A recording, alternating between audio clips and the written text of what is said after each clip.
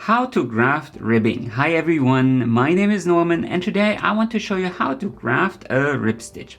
In front of me are two little swatches in a 2x2 rib stitch and I want to graft them together. To do that, you need to align the two parts so the ribbings match. So there's a column of knit stitches here and here we have purl stitches on the opposite side. It's much easier to graft stitches while the stitches are on the needle. So if you have a provisional cast on or so, it's best to pick up the stitches and put them on your knitting needle. And then it starts like this. If you know how to do the Kitchener stitch, then the first two stitches are the same and should be pretty familiar. So go into the first stitch purlwise and in the stitch on the back needle knitwise. And then drop the first stitch knitwise and go into the second stitch purlwise. Purlwise. Then lift the back stitch purlwise and go into the next stitch knitwise. So far things should be familiar. Then lift the next stitch knitwise and now you need to pay attention. Go into that stitch which is a purl stitch knitwise as well. Knitwise as well. Then lift the stitch on the back needle purlwise and go into that stitch purlwise as well. Now you need to lift that stitch which is a purl stitch purlwise and go into that stitch knitwise. Lift that stitch knitwise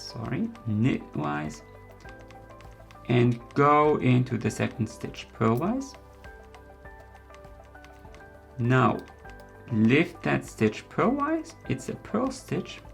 And now you have to pay attention again, this is a knit stitch, so you wanna go into it purlwise.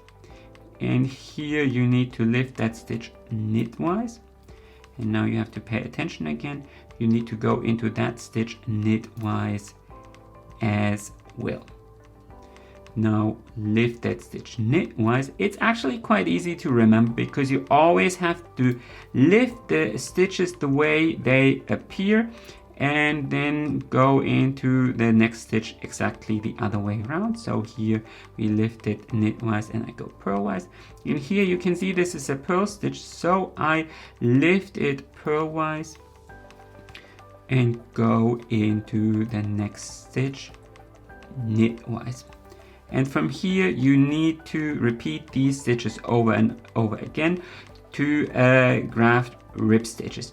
So I finished grafting the ribbing, but things don't look all that pretty yet. So what you have to do is you have to pick up your tapestry needle and tighten up the stitches one at a time.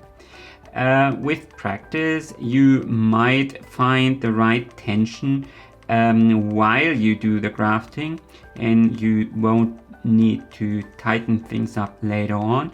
But after your first time you probably need to tighten things up so these stitches get a really nice and neat stitch definition, and you need to go into each little stitch with your tapestry needle and pull the tail all the way through, and I'll quickly do this and show you the end result.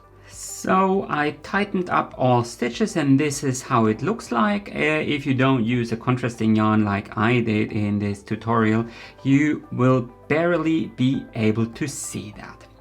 Anyway, that's how to graft ribbing. Please like this video if you enjoyed it, comment with your questions and consider subscribing to my channel. Happy knitting!